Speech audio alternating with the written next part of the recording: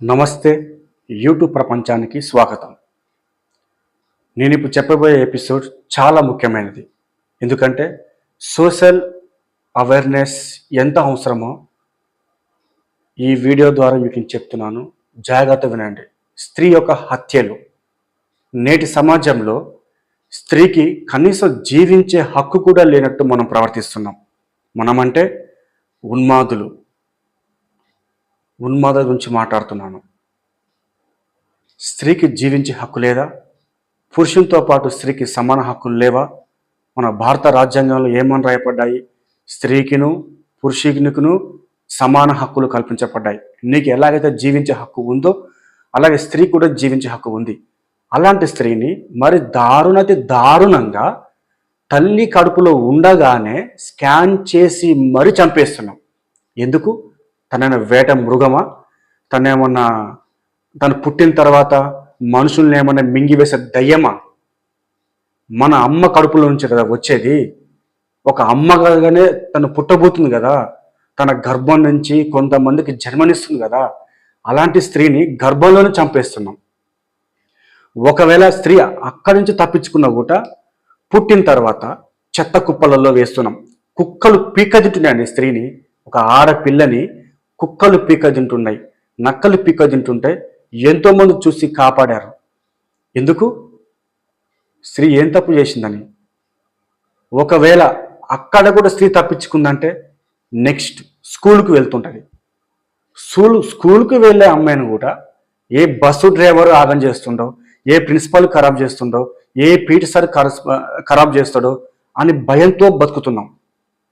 ఒకవేళ అక్కడ తను తప్పించుకున్నా కూడా కాలేజీకి వెళ్ళిన తర్వాత ఏ ప్రిన్సిపల్ కన్నేస్తుండో, ఏ పోకిరి వెధవ తనని లోబర్చుకొని తన శారీరకంగా వాడుకొని తను చంపేస్తాడో అని అక్కడ భయపడుతున్నాం. ఒకవేళ స్త్రీ అక్కడ తప్పించుకున్నా కూడా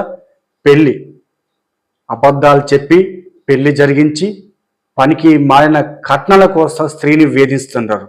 ఆ వేధింపులకు తట్టుకున్నా కూడా ఇంకొక పైమెట్టు మనం పైకెక్కి కట్నాల వేధింపులకి కూడా చంపే వాళ్ళు ఉన్నారు.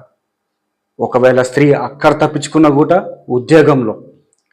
ఉద్యోగం వెళ్ళక వెళ్ళిన స్త్రీని కూడా అక్కడ తోటి ఎంప్లాయీస్ తన మీద కన్నేసి రెక్కి కాసి తనకు లోబడకపోతే చంపేసని బెదిరించి శారీరకంగా వాడుకొని తను ఆర్థికంగా ఇబ్బంది పెట్టి తర్వాత ఎక్కడ నిజం బయట పడుతుందేమో అని అక్కడ తనను చంపేస్తున్నారు.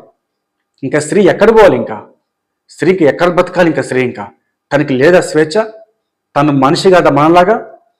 అరే, నీ ఇంట్లో పుట్టిన వాళ్ళే ఆడవాళ్ళ, బయట ఆడవాళ్ళు కాదా? ఎంత దారుణం అంటే అండి, స్త్రీ ఇంటి ముందల ఆకిలుప్తంగా భయపడుతుందండి, ఇంటి ముందల ముగ్గేసానికి భయపడుతుందండి, తన పిల్లకి తన బాబుకి పాలిస్తానికి భయపడుతుందండి. ఎక్కడ ఏ కళ్ళు తనను చూస్తాయని భయంతో వణికిపోతుందండి స్త్రీ. అదే నీ అమ్మో, నీ అక్కో, నీ చెల్లె ఉంటే నీ కళ్ళు అలానే చూస్తుంటే వాళ్ళని ఇంత దారుణమా? ఇంత అన్యాయమా? అరే, వాళ్ళు ఏం చేయలేమన్నారు. వాళ్ళు మనకన్నా బలహీనండి వాళ్ళు. ఎందుకు వాళ్ళు ఇంత చిన్న చూపు చూస్తున్నాం మనం?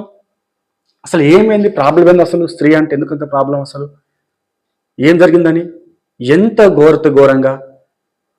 అరే, ఎన్ని చట్టాలు తెచ్చినా, ఎంత పెద్ద శిక్షలు పడేసినా భయం రావట్లేదా?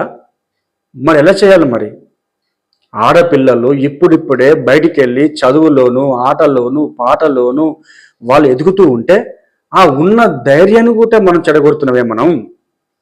ఎందుకండి? స్త్రీ మనకి ఏమన్యాయం చేసింది? మనకి నీ అమ్మని, నీ అక్కని, నీ చెల్లెని ఆ విధంగా చేస్తే మనకి ఎంత కోపం వస్తుంది మనకి. ఒక్కటి గుర్తుంచుకోండి, ఏ ఆడపిల్లనైనా మీరు వంకర చూపులు చూసినా, వాళ్ళకి తెలియకుండా వాళ్ళ శరీరాన్ని తాకినా గుర్తుపెట్టుకో, నీ అమ్మని తాకినట్టే, నీ చెల్లిని తాకినట్టే. ఎస్, మీరు ఒప్పుకున్నా ఒప్పుకోకపోయినా ప్రతి ఒక్క స్త్రీ మన అమ్మాయి, ప్రతి ఒక్క స్త్రీ మన చెల్లి, ప్రతి ఒక్క స్త్రీ మన కూతురు. ఈ విధంగా మనం భావిస్తే కానీ ఈ సొసైటీ మారదు. మారాలండి.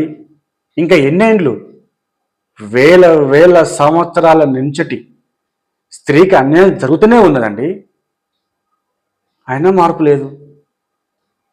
ఇంకెప్పుడు వస్తుంది మార్పు? ఇంకా అరే, నీ పక్కల పండడానికి స్త్రీ కావాలి, నీ ఇంట్లో పని చేస్తానికి స్త్రీ కావాలి, నీ ఇంట్లో బట్టలు ఉతకడానికి స్త్రీ కావాలి, నీకు సేవలు చేస్తానికి స్త్రీ కావాలి, నీకు పిల్లల్ని కనిపెడతానికి స్త్రీ కావాలి. కానీ బయటికి వెళ్తే పరా స్త్రీని మాత్రం మోహపు చూపుతో చూస్తుంటావు, వ్యభిచార చూపుతో చూస్తుంటావు. ఎందుకని ఇట్లా దిగజారిపోతున్నారు మీరు? అలాంటిది ఒక స్త్రీ వద్దా మన ఇంట్లో? పుట్టక ముందుగా చంపేస్తారా? అసలు పుట్టొద్దా వాళ్ళ భూమి మీద? ఒకవేళ ఆ విధంగానే జరిగినట్టయితే ఈ రోజు నువ్వు ఎలా పుట్టేవాడివి? ఈరోజు నువ్వు ఎలా పుట్టేవాడు? ఈరోజు నువ్వు స్త్రీకి ఎంత శక్తి ఉందో మీకు అర్థం కావట్లేదు. ఇంకా పురాణాలు చెప్తున్నాయి, ఖురాన్ చెప్తుంది, బైబిల్ చెప్తుంది, ప్రతి మత గ్రంథంలో స్త్రీకి ఒక ప్రత్యేకత స్థానం ఉంది. అరే, మన దేశాన్ని ఒక స్త్రీతో పోల్చిన మనం, భారత మాత దేశాన్ని ఒక అమ్మతో పోల్చినామండి మనం. ఎందుకంటే ఈ భూభాగంలో మనందరూ జన్మిస్తున్నాం కాబట్టి తన గర్భంలో పుట్టినట్టు మనం ఒక దేవతగా మొక్కే దేశంలో స్త్రీకి కొంచెం ప్లేస్ లేదండి. ఏమైతుంది మీకు? ఇంకేం కావాలి మీకు? నాకు అర్థం కావట్లేదు. నాకు ఎప్పుడు మారుతారు? స్త్రీ బయటకు వెళ్తానికి భయపడాలా? చెప్తున్నాను, స్త్రీ అంటే మీ దృష్టిలో ఏముందో నాకు తెలియదు. ఈ వీడియో చూశాకైనా అందరూ మారండి. వాస్తవం చెప్తున్నాను. నీ ఇంట్లో ఉన్న వాళ్ళు మాత్రమే స్త్రీలు కాదు. స్త్రీ అనేది ఎక్కడ ఉన్నా ఒక అమ్మ గుర్తు రావాలి, ఒక చెల్లి గుర్తు రావాలి, ఒక అక్క గుర్తు రావాలి.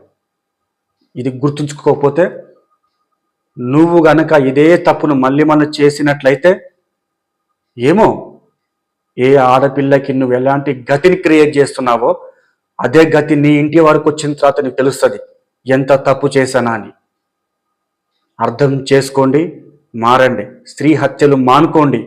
డబ్బులకి అమ్ముడు పోయి కడుపులో ఉన్న శిష్యులను చంపేస్తున్నారు.